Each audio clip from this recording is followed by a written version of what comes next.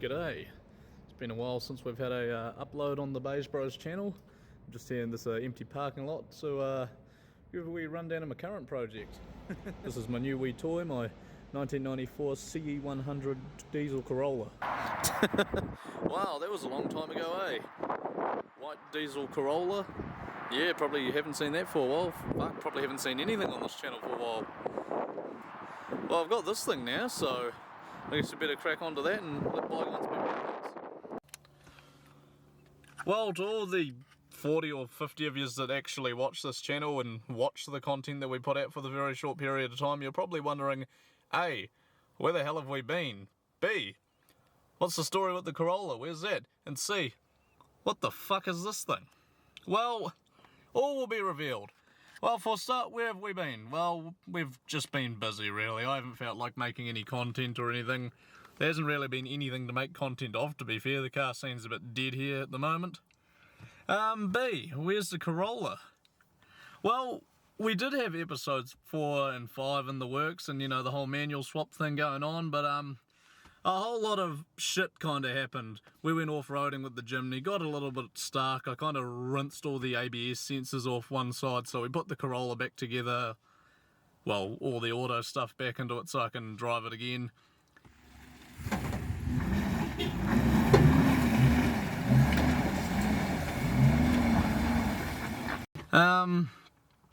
Yeah, I tried my hardest to find the remaining parts for the manual swap to absolutely no avail whatsoever. I even tried to get a whole other diesel Corolla just to get the flywheel and all the other little bits, and don't know what I was going to do with the rest of it, but we had no luck, unfortunately, so I didn't really see any point in that project going forward if we were retaining it as an auto, as I had the burning desire in me to finally get myself into a stick shift car, which I did eventually. Which I did right after I sold the Corolla, literally the same day. I had a guy come up from Timaru, pick up the Corolla, and then I caught a bus down to, I can't remember where it was, to be honest, it was that long ago. I got myself a nice 1996 Camry, 5-speed manual that was marginally nicer than the Corolla to drive. Learning manual, that was piss easy. Don't know why I didn't do it sooner. That was a nice car, lovely car to learn to drive manual in.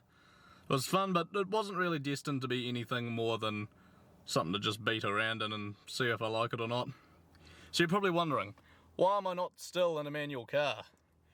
Well, I had the Corolla up on the market. The Corolla? Fuck, I'm getting all sorts of mixed up now. I had the Camry up on the market to no avail, really. No good offers or anything.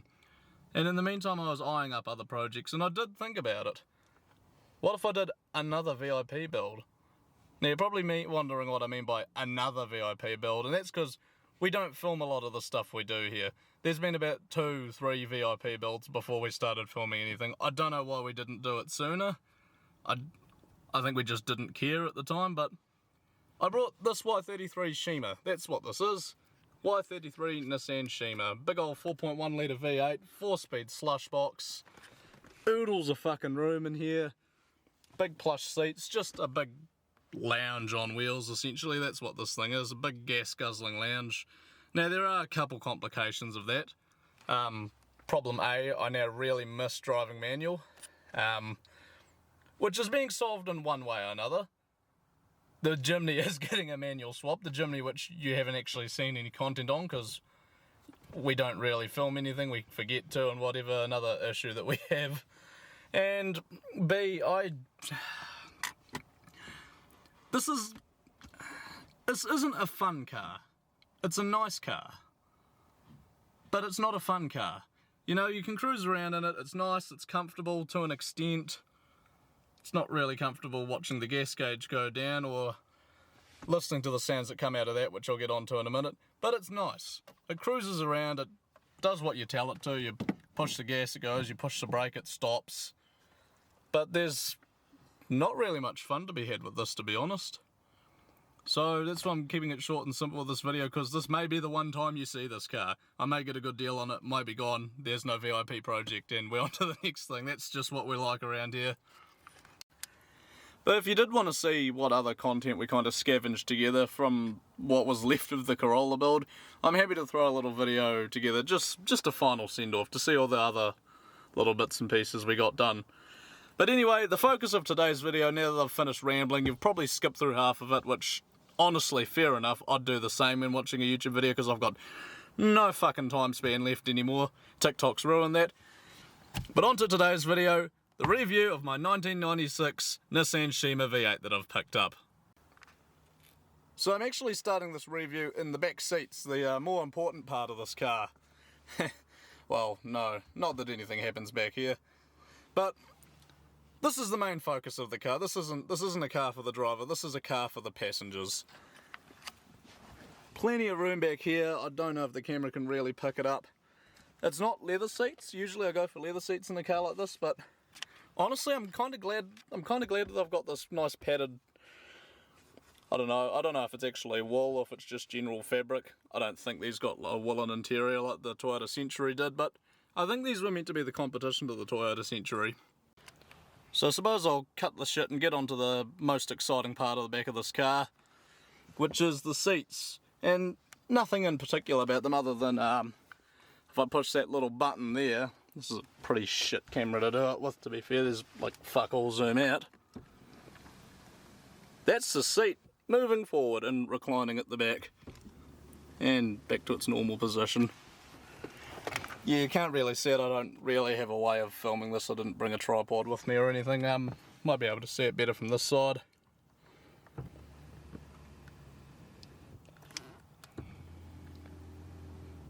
So the seats go forward about a foot and they recline backwards about half a foot, I'd say, but it's not much, but it's noticeably comfier if you're riding around in the back. Now, I'm the only person in the friend group who has a full license, so I can't really enjoy the bespoke back seat interior this while I'm rolling around as much as I'd like to, which is unfortunate, but it is what it is. Another cool wee thing before I get around to the front seats, there's a button here which resets the back, the reclining seats, so if I push that they just go back to their normal position, kinda cool. I never showed this feature on my 350 GT or 450 GT Fuga, mainly because I didn't film anything about them, but in typical Nissan fashion, you've got an AV port out the back on these nicer, bigger luxury cars, and you got, yeah, I've got this bit old school, but I've got these AV cables going round to the front and into a headphone jack aux that I can put into my phone. That's pretty much how you get your aux in this car. There's not really any other way of doing it. That the really fancy high-spec AVN unit over there, which is actually a massive fucking pain in the ass, and I'll get around to that. It's kind of another one of the big focuses of why I don't really like this car, but I'll get onto that when I'm in the front seats. Other cool feature you get in here is centre part where it folds down. You got these nice controls here. So what have we got? I don't have the car running at the moment, but we've got volume controls and the tuning controls for the radio mode. That's for your air purifier and your AC direction. So yeah, essentially I can control all the radio and audio and volume and AC as well, whatnot, from the back seat. Which is why this stays up when I'm driving around with my friends, because I don't trust any of them to have that sort of power in this car. Push that button and you got two nice cup holders which fold out. They're not very big, but I know for a fact you can fit like a Coke bottle or a Monster can in there, so, and they're decent enough. You're not going to fit like an Arizona can or anything in the back, but at the same time you don't really want drinks open in a car like this. So that folds back up here. Another interesting bit is this big plastic piece between the back and the windshield. I don't really know what function it serves, to be honest. It's got this little sort of radar piece up the top, so I'm picking maybe the aerial of the car's built into that, because I can't see an external aerial anywhere. And it's got a bit of tint to it, so I'm picking that's what it's for. Up top you've got your speaker pods left and right, and there's your grid for your air purifier. And honestly there's not that much else exciting going on in the back. You do get nice chrome polished door handles, I always like that. And in here you get a independent ciggy lighter and cigarette ashtray, either side. Very nice, you can tell it's a Japanese car. What else you got? You got chrome buttons for your rear lights, If you push it down, it turns them both on. Push it up, just turns your one on. I don't really know why that's a feature, but it is, more the merrier. Big old grab handle on the back, so when I'm speeding down the road and my mates are terrified, they can grab on for dear life. Yep, reasonable sized pockets down here. Oh, what have we got? Got a wrench and some other random cable. Oh, that's neat.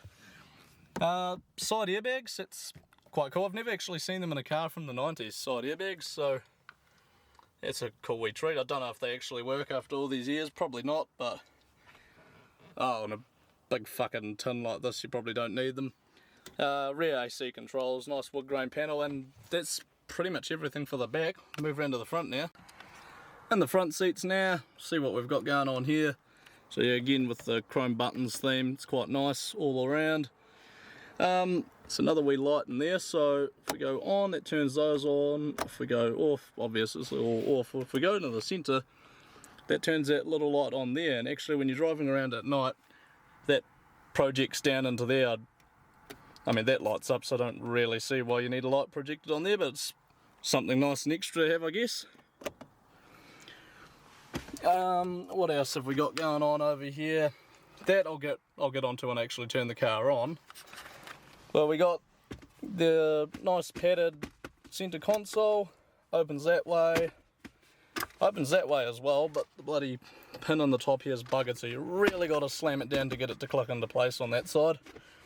Opens back up, you got another tier of storage there, got a wee power and accessory socket. Now you got your cup holders here, not very effective, but they do have these which are quite cool when they want to work, if they're not jammed up, which they are. So you got, yeah, it says 250mm, which I'm assuming is your usual size, and then if you push these tabs out, they actually hold smaller cans a bit better, which I don't know, quite cool to see, and the whole thing folds up into there as well, just little things like that. Interior's pretty tidy, except that scratch on the wood grain. I'm not really sure how that happened. Got a auto and power switch, like most of these old 4-speeds do. Overdrive button, nothing really spectacular going on here. Got another cigarette lighter and ashtray. Decent sized glove box. Sort of, I guess. And you got a wee button in there for your trunk, so that you have to use your the key if that's locked onto off. I don't really know what that's for. I think it's a chauffeur thing. And obviously you can lock that as well. It says Cima on this wood grain strip running all the way along. That's another quite a nice feature. I like the flatness of the dash. You get some cars and the dash curves all the way down, but you got sort of this piece here, and then you got the bit of wood grain dividing that top piece. Is quite flush looking. I like it. That wood grain runs all the way along here as well, along the length of the door panel. Speakers behind there. Typical 90s Nissan audio. It's nothing spectacular in this. That's the main focus of this video, is how that's becoming a headache, and I'm getting around to it. You're going to see it soon. I think that's pretty much everything around here. Obviously you got wee mirrors in there, and one for the driver's side as well. Adjustable seatbelt height. Pretty much all standard stuff really, nothing else interesting going on over here. So I'll go around to the driver's side. Probably can't see it from the driver's side angle, but we've got these pods on the steering wheel. That one's got volume controls on it, and all your audio controls. The other side's got the cruise control, which doesn't work. It's the only thing that doesn't work in this car. Not a big deal. Again, I don't really go out of Christchurch much, so I don't really have a need for cruise control. Steering column auto tilt. It's the cancel switch for it, so when you put the key in, the column automatically tilts outward, and then you got your controls for it. Traction control off switch, never been used by me legitimately, and a blank switch, which I'm pretty sure is for your air suspension height level if you had a higher spec one, which this one does not. Right, we'll go on to the driver's side of things. Right, now I don't know if the microphone on the camera is actually going to pick it up or not, but you'll hear in a second what the big grievance is with that. I don't know if you can hear that high-pitched whining sound, but that is the CRT audio navigation unit. And yes, it is a CRT television screen behind there with a touch screen in front of it. I don't know how it works. It's a complete mystery to me and Bailey. We've pulled this whole thing apart because there's a whole lot of spaghetti wiring that did nothing in here that we were just getting rid of because we didn't really want it. You can see the glue marks, there's all sorts of shit like microphones and whatnot for your car phone system or whatever. None of it really worked when I got the car anyway, so there's no point in having it really. But yeah, this is the audio unit. I could spend a whole day talking about this thing and the nightmares that it's caused. It doesn't really pick it up being a CRT. You've got, like, there's your sound controls for your bass level and your positioning in the car. If I click on the AC controls, there's all your AC controls. It is a touch screen, which is the cool part. All your functions. CD stacker, there's a 6 CD changer in the boot. No cartridge, so I can't actually use it. Tape deck works great. AM, FM doesn't have a band expander, so I can't really pick up on anything. TV's for if you're using the wee cable I talked about. I think the TV/DVD unit and all that's been removed before it came here. Everything else is pretty standard. Now, here's the annoying part with this system. I'd like to run one of my fancy double-din head units in this. But obviously I can't just take all of that out because what head unit's going to fit in there, and of course you've got all the other controls.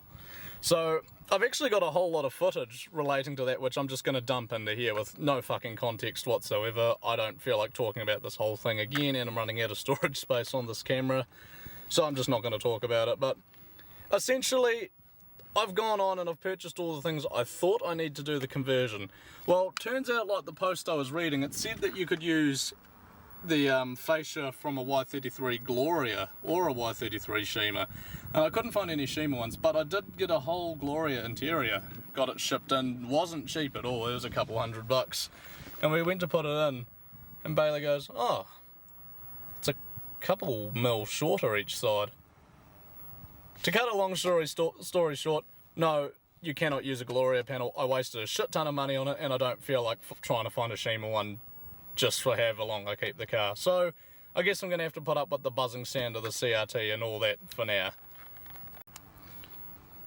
But yeah, forgetting about that entirely, we'll move on to all the driver side stuff. Cruise control switch. Obviously cruise control doesn't work, like I said. I don't know what it is, if it's just a sensor or something simple like that. I don't really care to get it fixed either. You get a little storage thing like that for spare keys or something. That's your dash lighting level. That's for your park pole. Glad to have a car which actually has a working park pole. You'll probably see it popping up. There it is up there. Click it again and it goes down. I haven't actually found a use for that when it comes to parking. I think it's meant to be so you know where the corner of your car is, but I haven't really found it that useful. I can just look over the massive fucking bonnet in this thing. That's the first thing I realised when getting into this car, just how long the bonnet extends. You can see the little Cima badge at the end for reference. This thing feels huge to drive. It feels like you're in a Cadillac or something. But dash, you could get a digital dash or this analog dash for the Cimas. I'd really love to get one with the digital dash, but I'm pretty sure you can only get them with the VQ 30 det powered ones, and this is a VH41 V8. So the 30 dets, I'm pretty sure they were called the 30TR, and they were a more sports oriented one, while this was the, I don't know what the code for this thing is, to be completely honest, but it's the 4.1 V8. This was like the grand or the VIP sort of the bougie limo one, not the sports oriented one. So you got this old school sort of dash. It's quite nice. I didn't like it when I was first looking at images of the car, but it does the job. Doesn't look too bad. Yeah, what have you got? You got all your warning lights down there, temperature gauge, tachometer that revs to 8 grand, Prindle, speedo. Oh, that's another thing. This thing's done a remarkably low amount of Ks, 63,000 Ks. Probably the lowest I've ever had in a car, actually, other than the Jimny. But yeah, this thing was a bargain. This absolute steal. Unfortunately, the downside of that is this is a really tough market to sell at the moment, these cars, so it's probably sticking with me for a good while. But that's pretty much everything to note in the interior, so I'll get on to the exterior of the car now, see some of that. Time to look under the bonnet. I've run out of storage space on my camera, so I'm filming with my phone. It's windy as fuck outside, so I'm probably going to have to dub over all of this footage. Yeah, bonnet struts, they definitely need re-gassed or just replacement, because big heavy bonnet's not staying up at all. Under the bonnet you got big plastic cover over the engine in typical Japanese fashion. It says V8 Nissan on it. Quite nice, I like the stripes going down it. It would look good, you know, painted up or something, maybe white with red lettering. Something like that I'm probably not going to do. Really big fucking battery, as you'd expect to run all of those functions. Got a nice strut bar going along the front. Certainly helps with the handling of this big thing. Nothing else really exciting going on here. Lot of plastic covering. That cowl going all the way down to there, that's the whole intake system. Yeah, thermo fans at the front. Yeah, honestly not a lot going on here that's different from any other car other than the big honkin' V8. So yeah, hopefully this footage is salvageable and I don't have to do a retake when it's not as windy, because I probably won't have the motivation to do it. But just an outside look of this car. Probably got to be my favourite big body VIP car that I've purchased yet. I love the lines, how it flows, especially with the boot and that C-pillar, how it flows down like that, and the really big long boot on it. There's my main grievance with the Nissan Fugas, which superseded these. Well, they kept the Cima going along at the same time, but the Fuga was meant to be the replacement for these, along with the Laurels, Safiro, etc. Is how short the boot cuts off on the Fugas. I'm not a big fan of it. Obviously it's to give it a more coupe sort of look, but I prefer this old school big body sedan look. Look at the back, you got some cool badging. Cima in a nice stylised font, V8 badge. Of course your centre badge that says Nissan in gold. Nice chrome trim around the license plate holder. The license plate only just fits for the back. Luckily you can get resized New Zealand plates now to be the correct Japanese size, so I've got a set of those coming for this so they actually fit. Nice dual tip exhaust, huge big muffler on it as well. I would have done a exhaust setup or muffler delete on this, but there's honestly not really any point. I've heard all the videos, these things sound like shit when you chop the muffler off. Just real raspy, not a good tone to it or anything. Does have a wee scrape there from the previous owner. I was hoping it would buff out, but looks like it's actually in the paint and scratched off the top few layers. There's a park pole tucked away. You get fog lights on the bumper as well, which is quite nice. You'll see what I mean again with the front plate. It's had to be bent to make it fit. And the front badge, it's quite nice, like a Rolls Royce sort of style. Your separate emblem, except you got the I don't know what that's supposed to be. I think it's either supposed to be the tail of some sort of bird or it's meant to be some sort of plant. I can't quite remember. I think it's the century that it's the bird and it's a plant or something, so I have to look up that. You got a nice big chrome grille. This is a pre-facelift one. Facelift one, the bars go vertically down it, and on your sport model, I'm pretty sure it's like a mesh type grille which says Cima in the corner. So it's a two-tone dark blue and dark grey on the bottom. Probably the first two-tone car I've actually had. Quite nice paint. Again, being dark paint, it's a pain in the ass to fucking detail. As you can see, there's all sorts of marks and swirls and whatnot. Some glue sort of residue on it, which I can't buff out. Chrome door handles, that's another nice one. Got these little monsoons. Wheels.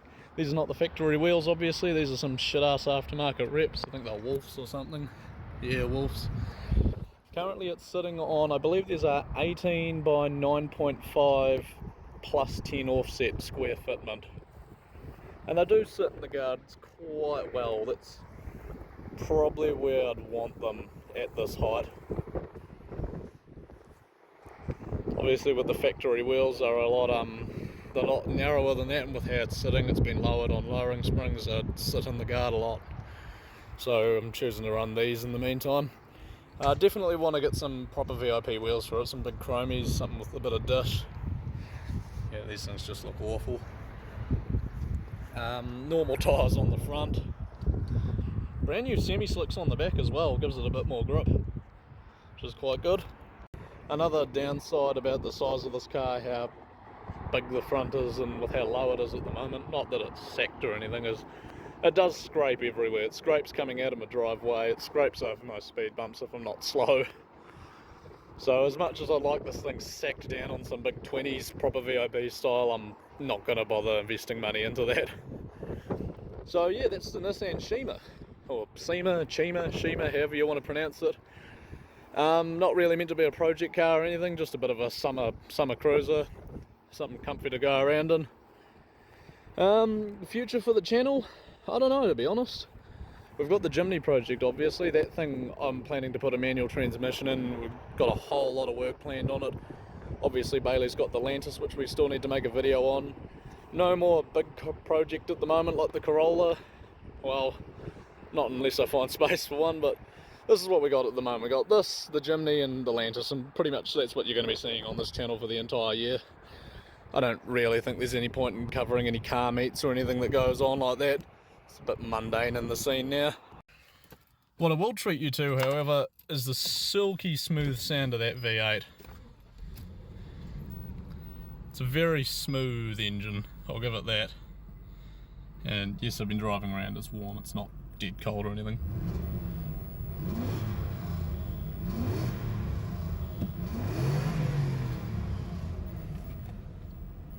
Even in its stock form, you can definitely hear the V8. It's a wee bit raspy. I don't know if that's the sound itself or if there's a bit of an exhaust leak somewhere. I'm not too sure. I'd have to get the car up and have a look at it. But it definitely got plenty of power to it. It actually does put you back in your seat. I didn't really notice that with the 450 GT Fuga. It feels a lot smoother, whereas this feels a bit unchained compared to it.